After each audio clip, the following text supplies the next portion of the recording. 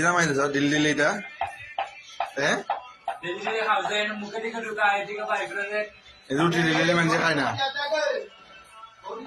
দিল্লির মানুষের রুটি খাইতে লাগেনি ভাত রানতে রুটি মানাস দিল্লি তুই দেখি দেখি কিরম বলস বল দেখি একটা রুটি দিয়ে কিরম বল তার আসতে বন্ধুরা দেওয়া কি সুন্দর রুটি বলে আমাদের রোহিত কুমার যদি কেউ লাগে তাহলে নিয়ে যে